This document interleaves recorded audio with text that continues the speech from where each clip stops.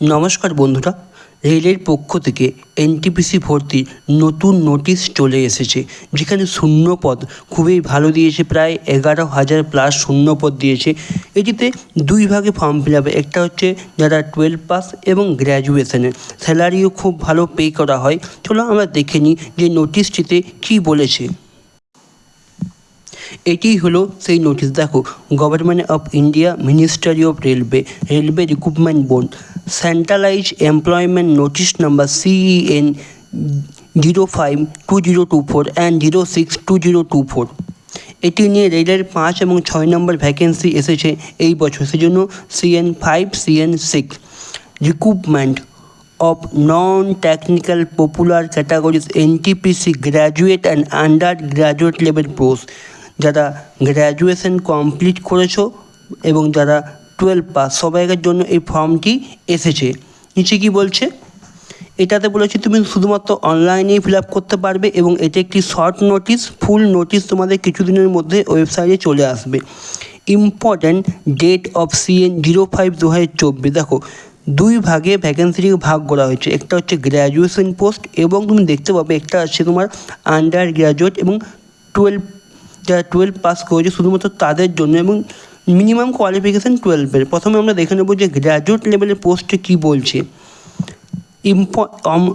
Opening date of application 14/9/2024, মানে 14ই September. 14ই September থেকে তোমাদের ফর্ম ফিল আপ শুরু হবে। ক্লোজিং ডেট 13/10 অক্টোবর পর্যন্ত ফর্ম ফিল আপ চলবে তোমার। তাহলে তোমার কী হবে, 14ই সেপ্টেম্বরে ফর্ম ফিল আপ শুরু হবে এবং 13/10 পর্যন্ত ফর্ম ফিল আপ চলবে। মোস্ট ইম্পর্ট্যান্ট ভ্যাকেন্সি এবং পোস্ট নিচে দেওয়া আছে। দেখো, প্রথম আছে chief commercial cum ticket supervisor. এটি তোমার পে লেভেল 6-এর জব। ইনিশিয়াল পে 35,400 থাকে। সব কিছু মিলিয়ে স্যালারি প্রায় 50 থেকে 60,000-এর কাছাকাছি তোমার চলে আসবে সব কিছু মিলিয়ে। মেডিকেল স্ট্যান্ডার্ড B2 চেয়েছে। বয়স সীমা 18 থেকে 36 প্রত্যেকটি পোস্টে দেখতে পারবে। বয়স সীমা তোমার নিচে দেখো লেখা আছে যে upper age limit including relaxation of 3 years beyond the prescribe age limit as one time measure due to COVID-19 pandemic. এই 3 বছরের ছাড়টা বাড়তি দিয়েছে, সেটা শুধুমাত্র COVID-19 প্যান্ডামিকের জন্যই দেওয়া হয়েছে। যদি তোমরা ভ্যাকেন্সি দেখো, chief commercial cum ticket collector ticket সুপারভাইজারের 1736টি ভ্যাকেন্সি। অল আরবি, মানে পুরো ইন্ডিয়ার ভ্যাকেন্সি। এটা পুরো যতগুলো আরবি আছে টোটাল 1736টি। নেক্সট স্টেশন মাস্টার, এটাও পে লেভেল 6-এর জব। মেডিকেল স্ট্যান্ডার্ড এটাতে একটু হাই লাগে, A2 লাগে। এটার ভ্যাকেন্সি কত, 994টি। নেক্সট আছে গুডস ট্রেন ম্যানেজার, এটা পে লেভেল 5-এর জব। এটার ইনিশিয়াল পে একটু কম, 29,200। এটা তোমার A2, এটারও A2 মেডিকেল, এবং এটার ভ্যাকেন্সি সবচেয়ে বেশি ভ্যাকেন্সি এটারই এসেছে, 3,144টি ভ্যাকেন্সি দিয়েছে। নেক্সট আছে junior account assistant cum typist, এটা তোমার পে লেভেল 5-এর job. Initial pay 29,200। Medical standard একটু লো লাগে, C2 লাগে এটাতে, কিন্তু এটাতে টাইপিং থাকে। তার ভ্যাকেন্সি কত দিয়েছে, 1560টি ভ্যাকেন্সি দিয়েছে, এটাও ভালো ভ্যাকেন্সি দিয়েছে।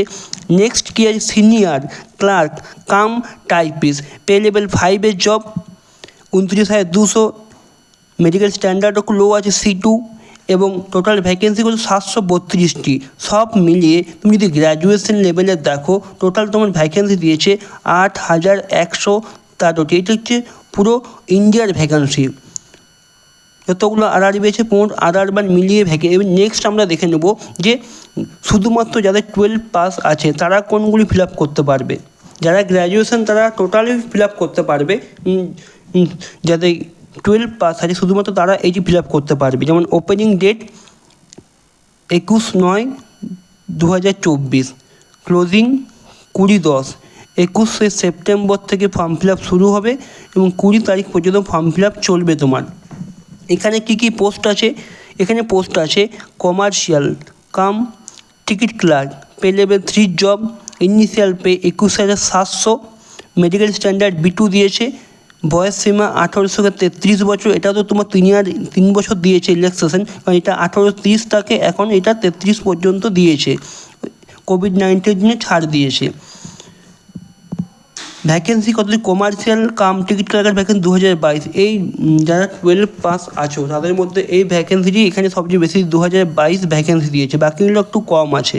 অ্যাকাউন্ট ক্লার্ক কাম টাইপিস্ট, এটা তো pay level second, initial pay 19,900, medical standard C2 এবং টোটাল ভ্যাকেন্সি 361টি। জুনিয়র ক্লার্ক কাম টাইপিস্ট, এটা তো pay level 2 job, initial pay 19,900, medical standard C2, total vacancy 990টি দিয়েছে। 10 ক্লার্ক পে লেভেল সেকেন্ডের job 19,900, medical standard 10 ক্লার্কের একটু হাই লাগে, A3 লাগে, ভ্যাকেন্সিও খুব কম, 72টি ভ্যাকেন্সি দিয়েছে। তা 12 পাসের জন্য আন্ডার গ্র্যাজুয়েট পোস্টের জন্য ভ্যাকেন্সি সংখ্যা 3,445টি। তাহলে এখানে গ্র্যাজুয়েট লেভেল দিয়েছিল 8,113টি এবং আন্ডার গ্র্যাজুয়েট বা 12 পাস 3,445টি। তুমি মোট দেখো প্রায় তোমার 11,558টির মতন ভ্যাকেন্সি দিয়েছে যদি মোট ধরো তুমি। নেক্সট কি বলেছে, নিচে তোমার মেডিকেল স্ট্যান্ডার্ড দেওয়া আছে। তুমি মেডিকেল স্ট্যান্ডার্ড তুমি দেখতে পারবে যে A2-তে কী লাগে, A3-তে কী লাগে, B2-এ এবং C2-এ কী লাগে। ম্যাক্সিমাম পোস্ট কিন্তু B2-এর উপর এবং C2-এর এই দুটোর উপরেই আছে। ম্যাক্সিমাম কিছু পোস্ট যেমন A2, A3 আছে, এগুলো একটু হাই স্ট্যান্ডার্ড লাগে। তুমি দেখতে পারবে I6/9, যাদের চোখের প্রবলেম আছে তারা কিন্তু এই দুটো পোস্টের জন্য অ্যাপ্লিকেবল হবে না, A2 এবং A3-র জন্য। C2, B2 অ্যাপ্লিকেবল হয়ে যায়। হচ্ছে এসেনশিয়াল কোয়ালিফিকেশান কী বলেছে, যে যখন অফিসিয়ালভাবে এটা আসবে নোটিফিকেশানটা তখন তোমাদের ডিটেলস প্রত্যেকটি পোস্টের জন্য তোমার কোয়ালিফিকেশান দিয়ে দেবে, কিন্তু সিম্পল গ্র্যাজুয়েশন থাকলেই হয়, এক্সট্রা কোনো কোয়ালিফিকেশান চায় না, আদার্স কোয়ালিফিকেশান বা কোনো এক্সপিরিয়েন্স চায় না, সিম্পল গ্র্যাজুয়েশন পাস থাকলে এটাতে হয়ে যায়। নিচে ফর্ম ফিল আপ সংক্রান্ত ডিটেলস দেওয়া আছে। মোড অফ এক্সামিনেশন কী দিয়েছে, কম্পিউটার বেস CBT।